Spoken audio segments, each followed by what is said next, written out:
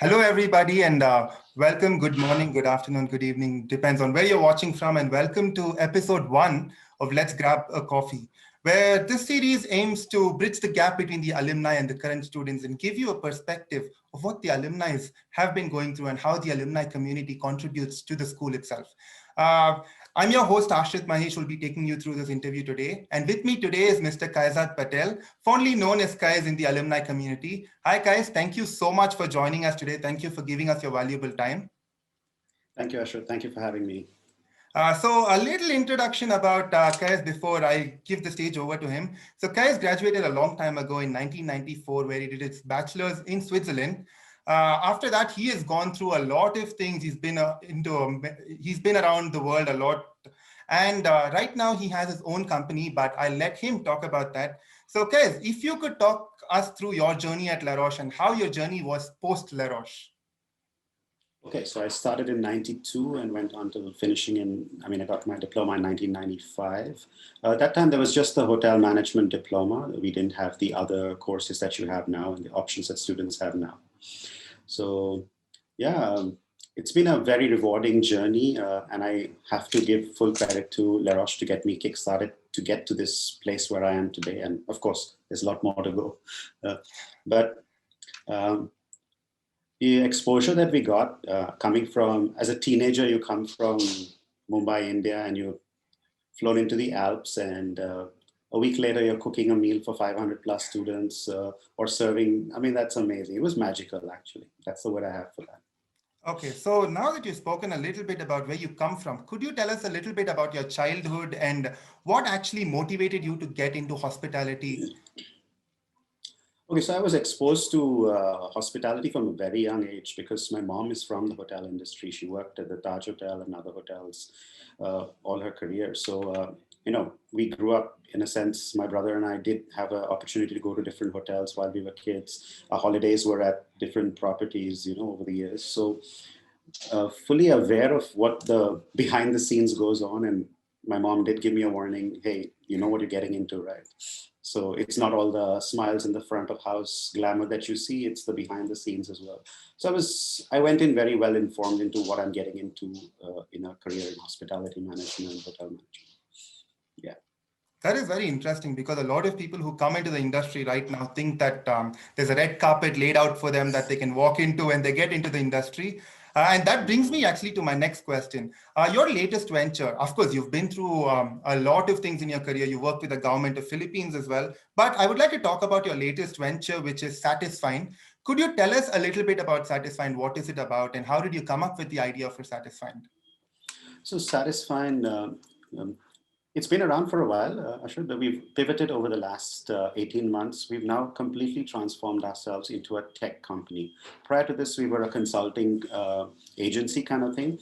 We offered services for hotels, restaurants, retail, airports, and as you mentioned, Department of Tourism of Philippines. So we worked closely with brand owners, restaurants owners, hotel managers, to help them get a true sense of their customer experience. You might be familiar with the term mystery shopping. It might be even taught at Lush.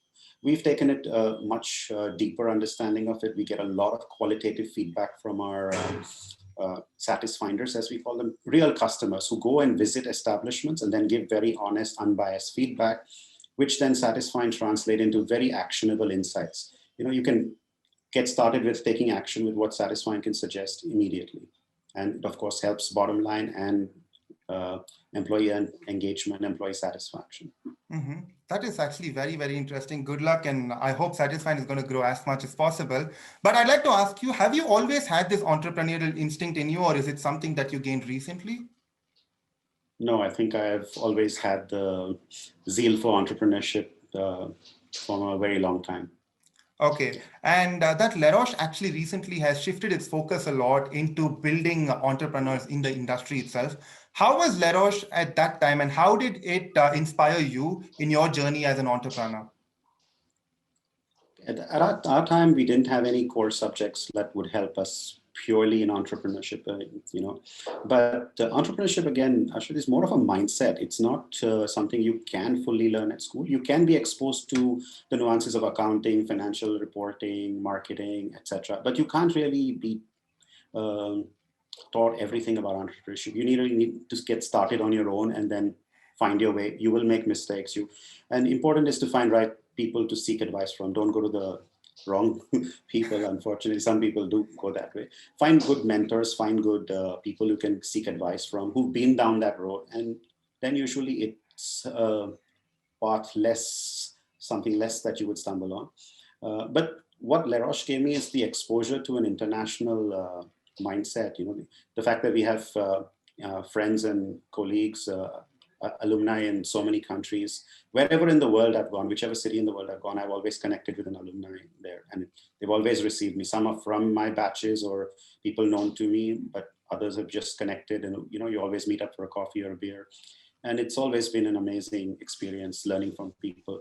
So I think that international exposure was something that was very important. Remember, this is pre-internet era when we graduated from. Today, it's much easier, luckier for you guys. Of course, that is really heartwarming to hear. And I think it justifies our title, Let's Grab a Coffee, because you go anywhere in the world and you can actually grab a coffee or a beer, whichever one you prefer, in any city of your choosing. Last question about SatisFIND before I move on to more about yourself. I see that you hired quite a few Les Roches alumni. Is this a conscious decision, or what is it that you see in Les Roches alumni that makes you want to hire them? Because as an entrepreneur, you're obviously going to put yourself and your company first, and it's not going to be something like a connection to an institute that actually makes you hire people. So what is it that you see in them that makes you hire them? Okay, so I have two alumni working with me now.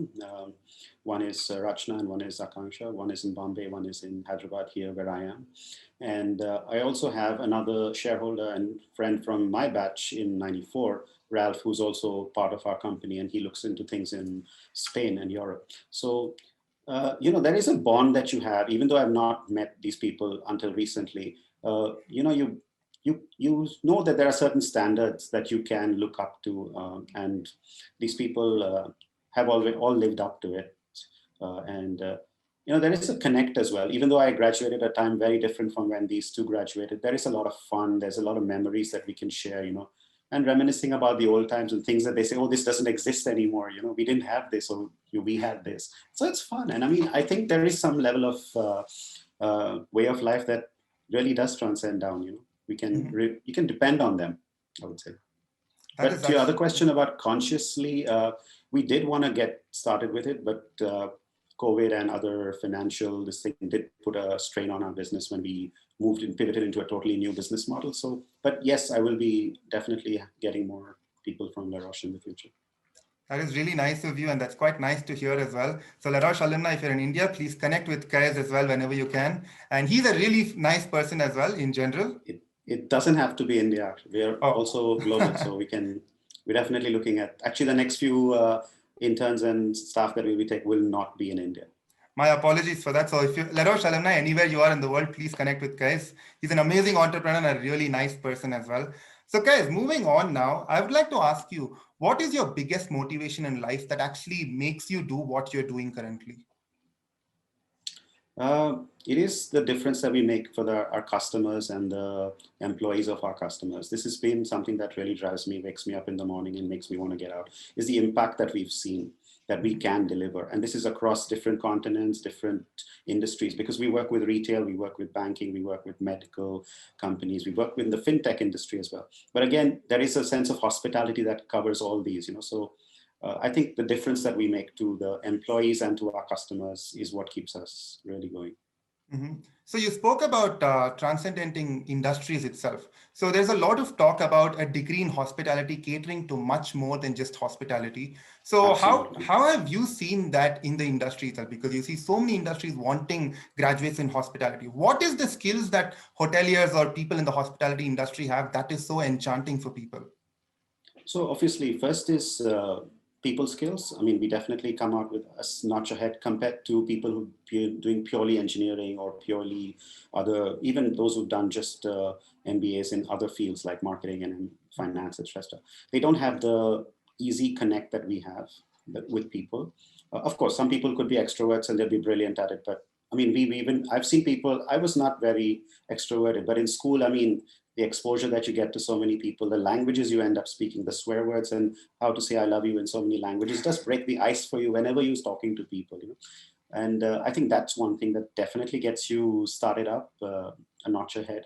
And the exposure, we were exposed to not just hospitality or not just culinary. We did talk about marketing, we did talk about accounting, finance in courses we have. So that was not so stressful as, say, accounting or a commerce degree as we have in India is. It just gave you the enough information to get you started and gave you a lot of general information about a lot of different aspects of running a business. So I think that way we have a head start on, and that's why we are, and of course, wherever you need to have people connect, people from the hospitality industry do well.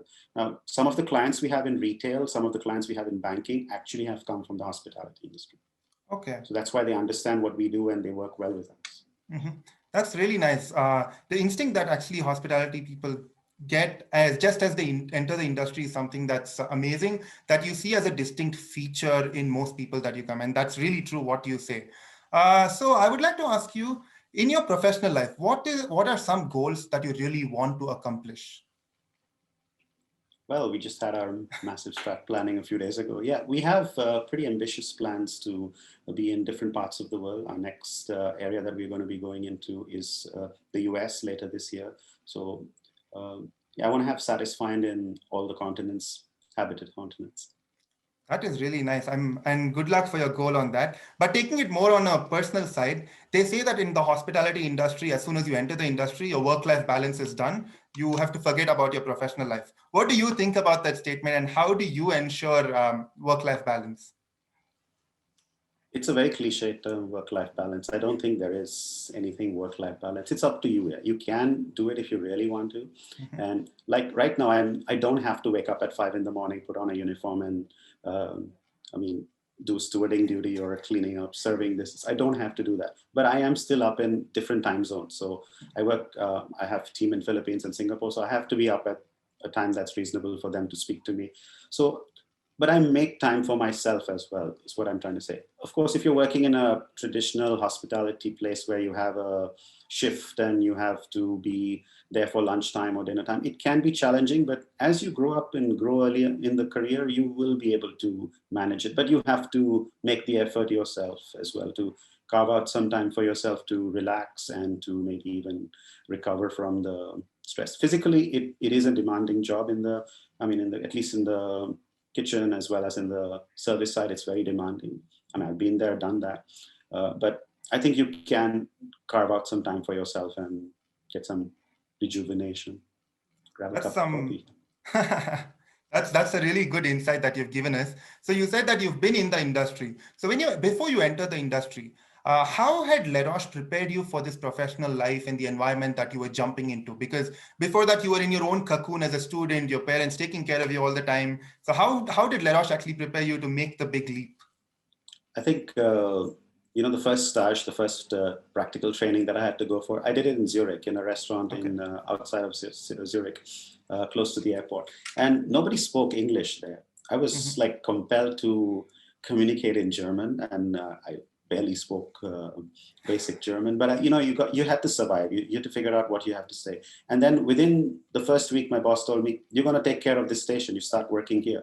So, it puts you there, but I was equipped well enough with the service knowledge, the hospitality basics to get started. The language did not become a barrier after a few weeks.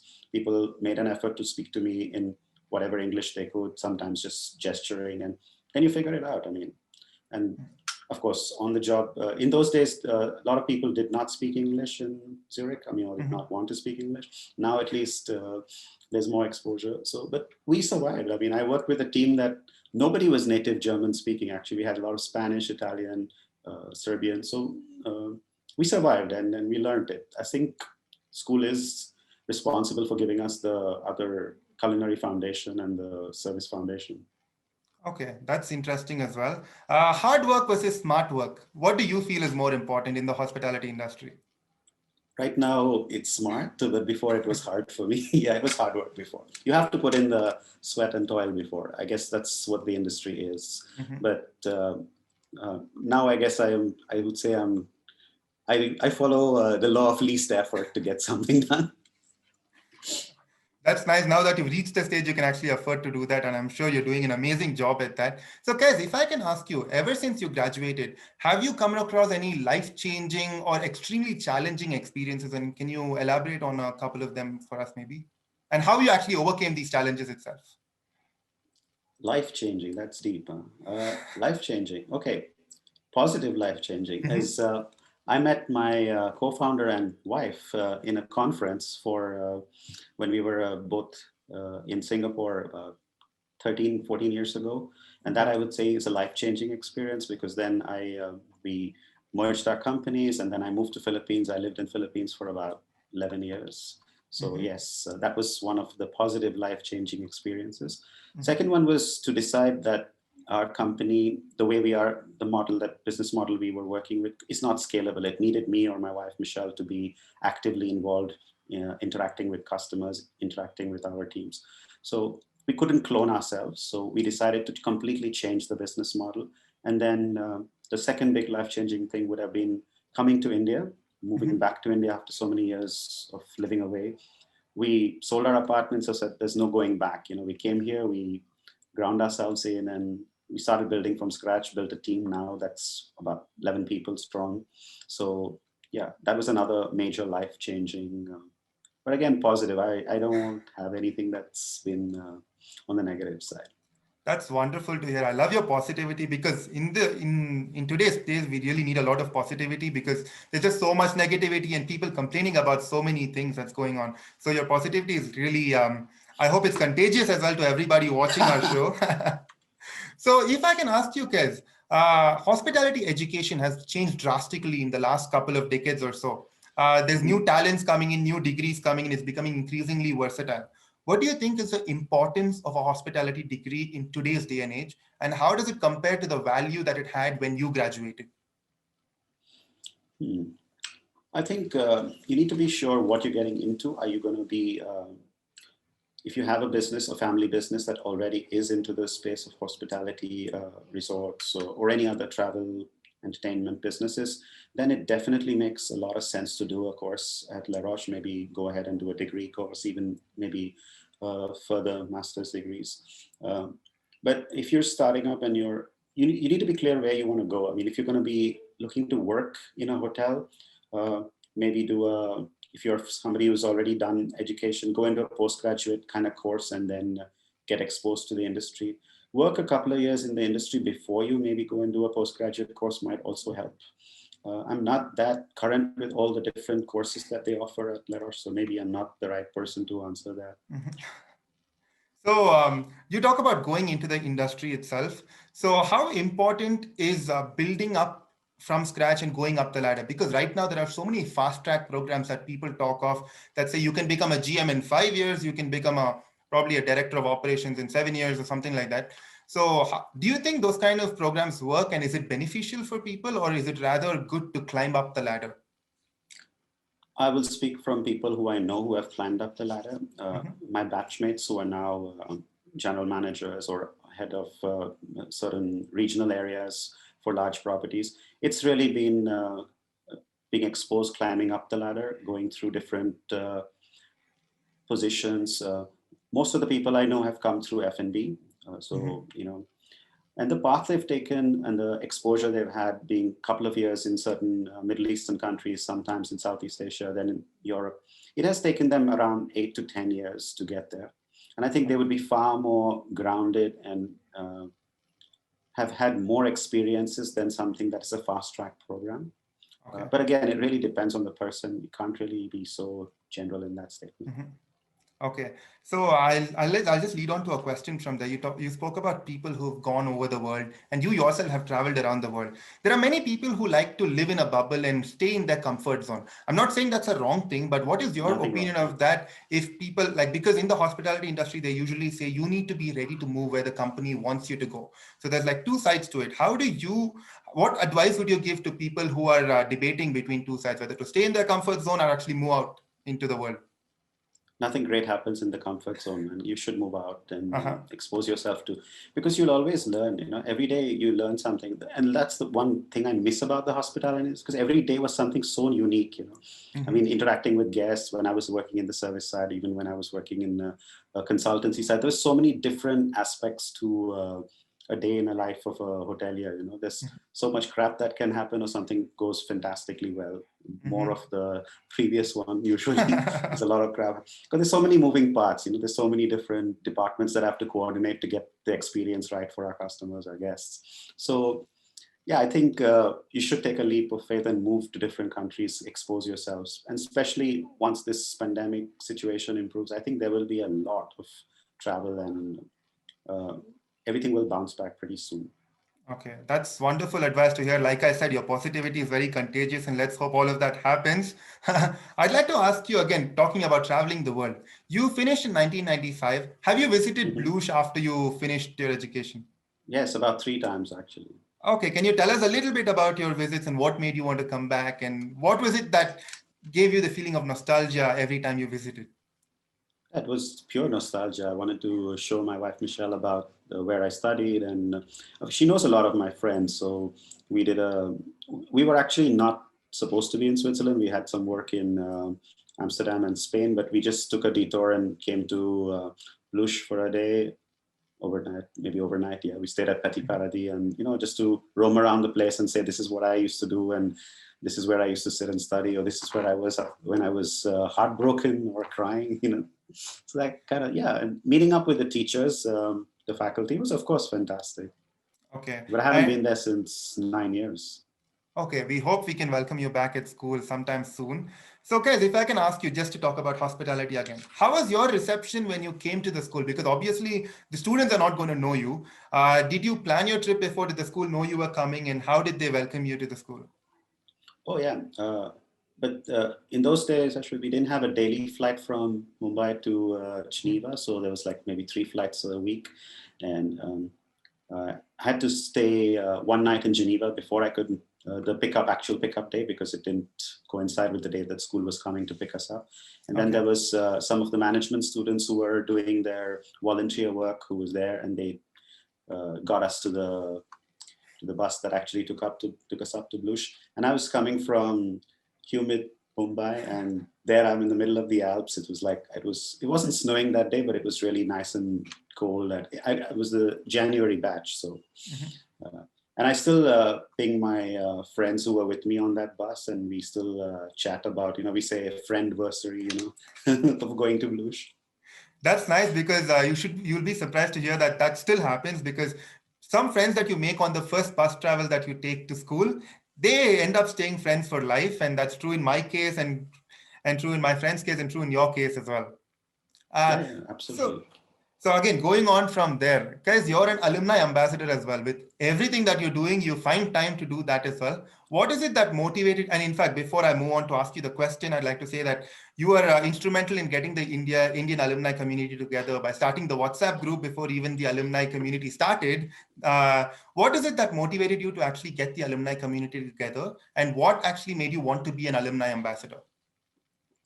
Well, the first part, I was in a lot of different groups. Yeah. I was in a group of few friends who were planning to go for the reunion. I was in a group in Singapore. I was in a group in the Philippines. And I said, we should, try and just merge all the groups and see if there is, because obviously there will be strength in numbers. And it has helped a lot of people. It has helped people get jobs. It has helped people connect with their friends who they had no idea where they were. So no other motive, just other than connecting people. And so we just tried it out, and I think within a week, we were at 100 something people. And then now I have to decline people because we've reached the maximum number allowed by WhatsApp. So it was just fun to connect. And yeah, and for the ambassador part, it's an honor to be an ambassador. Even if I didn't have the title, I would still be talking about Blush and recommending it to students who are considering to go. I've often spoken to parents who want to send their children to Blush, and I give them the realistic picture of what would be the industry be like, and what are the job prospects, career prospects after. I mean, you can't get off the thing and expect that red carpet, like you said. It's really nice to have you as an ambassador as well, because I think you are a true reflection of what the school aims to project, and you're an amazing alumni as well, because the school is really proud to have you. I can say that from what I've heard from the school, not from my own Thank you. your views. Guys, last two questions before we close the interview. So the first thing is, what advice would you offer a future or a potential student who is now just finishing his 12th grade, considering a career in hospitality? Be very sure if you really want to get into this industry. I would even urge them to maybe try and through some friends or family, get an internship in a hotel, maybe at least, even if it's just 15 days, just understand the real hard work and toil that goes into running a hotel. Understand that. Another thing is, don't block yourself only with hotels. There's a lot other stuff that can be done in the hospitality wider space. If you see retail, I mean, I know retail is also hiring from Les Roches as well. There's a lot of companies that are now focusing on experience. Everything is going to be experiential and very, very customized, using a lot of technology. So to put all these customer journeys into place, I think hospitality people are very well suited. The tech and the other stuff anybody can do, but if you get the experience right, which we will be, you get exposed to as I said, it's magical. There's a kid making something in the kitchen, there's a person serving, and there's another one cleaning up, and that whole harmony. We've been ingrained in that in the hospitality, to work together and all. We don't work in silos; it doesn't work. So and a lot of big companies are moving in that direction of having chief experience officers or even happiness officers, fancy titles, but. So there is a lot of scope in the industry, wider industry, not just restricted to hotels, resorts, restaurants, and travel. But if they have to be sure they want to get into that. Okay, it's. Of course, that's lovely advice, even for me as a student who's getting into the industry currently. I think that's lovely advice that I'll carry on for life. Last question, guys, before we close the interview. If you could describe your Les Roches experience in 3 words, what would they be? Fun. I'd have to use magical again. It was really out of this world. I mean, you're from India, this was even before Bollywood made Switzerland popular. Okay, thankfully we didn't have any of those Bollywood movies or anything happening in our time. Yeah, I think belonging, connections, magic. Those are the words that come to mind offhand. Okay. That's wonderful, because I think that gives a very true picture of what Les Roches stands for. And with this, I'd like to thank you so much for your time, Kaiz. It's been wonderful having a nice conversation with you. Hopefully a lot of potential students, current students, and even alumni watch this interview and they're pretty inspired, maybe, if I can use that word. And it gives them a little bit of thought to rekindle with the school if they haven't been in touch with the school and with the industry as well. Thank you so much once again for your time, Kaiz. It's been wonderful talking to you. Thank you, Aashrit. Thank you for having me. My pleasure. And hopefully we also will be having an Instagram live session soon, which will be a little bit more fun, getting to know the student Kaiz that was there probably in 1995. So I look forward to that as well. And we'll fix a date for that soon and get that on very shortly. Thank you so much once again, Kaiz. Thank you. Have a good day.